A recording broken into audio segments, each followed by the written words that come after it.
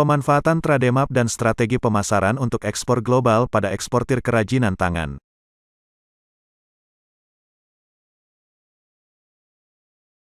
Pada era bisnis global masa sekarang dibutuhkan pemetaan ekspor global dalam rangka meningkatkan potensi pasar internasional.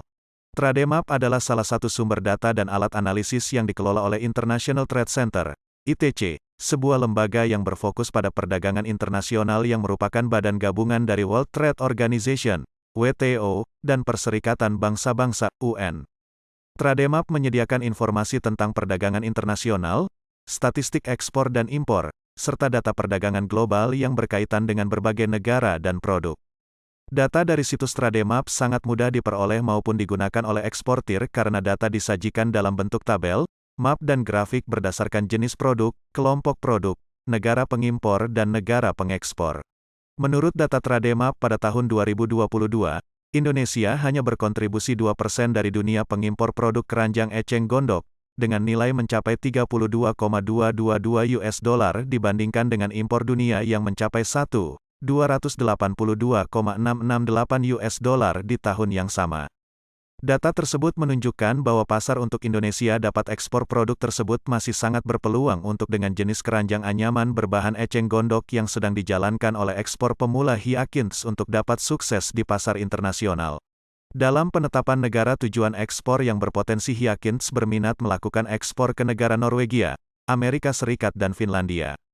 Di mana berdasarkan data Trademap kedua negara tersebut memiliki trade balance yang defisit, karena nilai impor negara tersebut lebih tinggi dibandingkan ekspor dengan nilai Amerika Serikat minus 821,758, Norwegia minus 13,540 dan Finlandia minus 4,943. Kemudian, kedua negara tersebut memiliki unit value yang tinggi dengan Norwegia senilai 10,146 US dollar dan Finlandia 160,647 US dollar.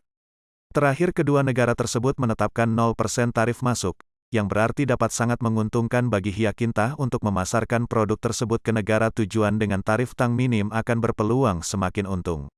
Untuk merencanakan strategi pemasaran ekspor, Hyakintas sebagai eksportir pemula menetapkan strategi pemasaran untuk dapat meningkatkan kesadaran merek dan menjual produk kami di pasar internasional.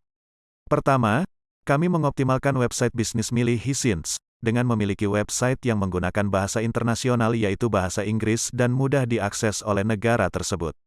Kedua, memanfaatkan media sosial. Kami memanfaatkan media sosial sebagai alat efektif untuk memasarkan produk dengan menggunakan media sosial populer seperti Instagram, TikTok, YouTube untuk dapat menjangkau konsumen global. Ketiga, mengikuti pameran dagang internasional. Perencanaan dari strategi tersebut, Hyakins ingin mengikuti pameran dagang internasional untuk membantu kami memperluas jaringan bisnis, menjalin hubungan dengan calon pelanggan, serta mempromosikan produk Anda di pasar internasional.